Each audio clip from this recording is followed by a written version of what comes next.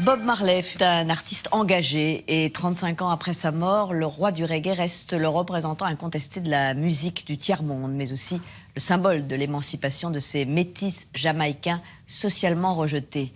Mort très jeune, il a eu le temps toutefois d'imposer en Occident cette musique au tempo lascif et ses tubes planétaires. L'album hommage titré Tribute Bob Marley, la légende, paraîtra le 10 juin prochain. Natacha Triou nous retrace l'histoire de l'artiste.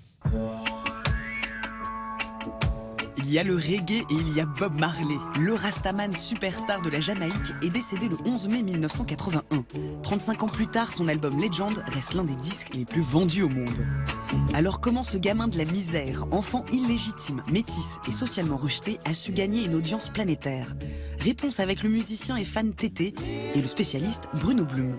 Ça vous intéresse ça? C'est pas mal. Et au départ, le jeune Robert Nesta Marley quitte la campagne pour le ghetto de Trenchtown.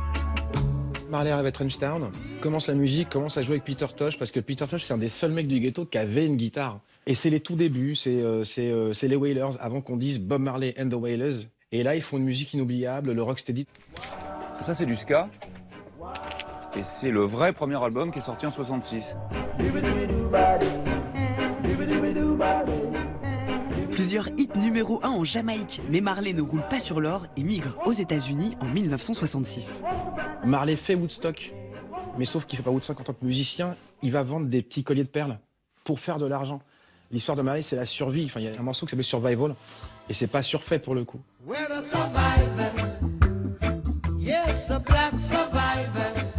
Et la Jamaïque, faut le rappeler, c'est pas du tout l'île qu'on se représente sur les cartes postales, c'est une île qui est ultra violente, et le Jamaïcain n'est pas cool. À tel point que dans les bals jamaïcains de samedi soir, eh ben, les mecs buvaient de la bière, énormément de bière. Et quand vous avez une musique un petit peu électrique avec un tempo qui est assez enlevé, et ben, au bout d'un moment, les mecs finissaient par se battre.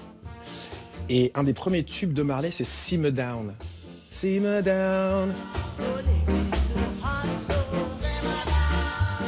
Simmer Down, ça veut dire, hey, reste cool. Et en fait, il y a un mec qui a l'idée géniale de ralentir le tempo. Et le reggae, c'est juste ça en fait, c'est juste du rock steady où on a ralenti le tempo.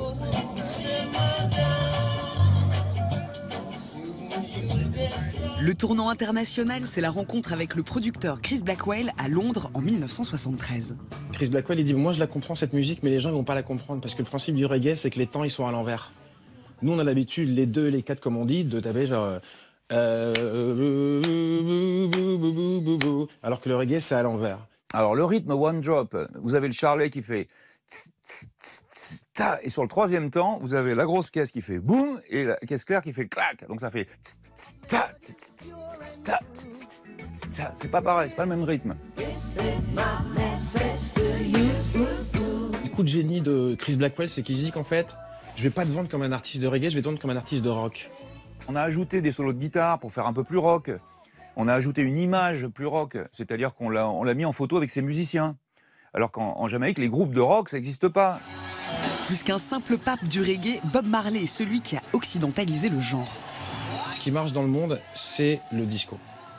Et Marley, il veut aller à la conquête du monde. Et lui, Marley, ce qu'il veut, c'est être numéro 1 aux États-Unis. Et donc, Could You Be Loved, c'est la version de Marley du beat disco. Et c'est vrai que si on se remet le morceau en tête... Vous voyez, cette espèce de... Il y a Charlet qu'il y a sur le disco.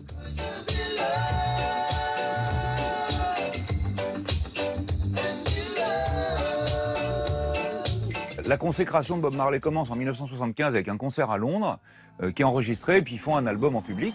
Et dessus, il y a No Woman No Cry. C'est l'histoire d'une femme qui a perdu son gamin dans une tuerie dans les ghettos, et il lui dit de ne pas pleurer, et qui a donc un message d'espoir. Numéro 1 partout dans le monde, sauf aux États-Unis, on ne compte plus le nombre de reprises.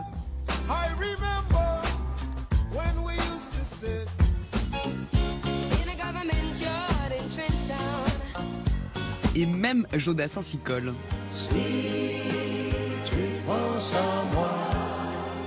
Représentant du mouvement Rasta, Bob Marley devient aussi un symbole universel de contestation et d'émancipation. My rights, I know what that is. See? And I don't care who the guy is. Because my right is my right. Like, get up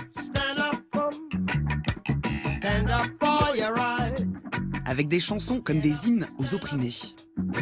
Il a réussi avec une musique de paysans illettrés à conquérir la planète. Mais parce qu'encore une fois, je crois que l'universalité chez Marley, il y a le combat politique, d'émancipation, le combat de lutte des classes, mais aussi ce vœu de ce fameux One Love, de réunir les gens. Give thanks and praise to the Lord.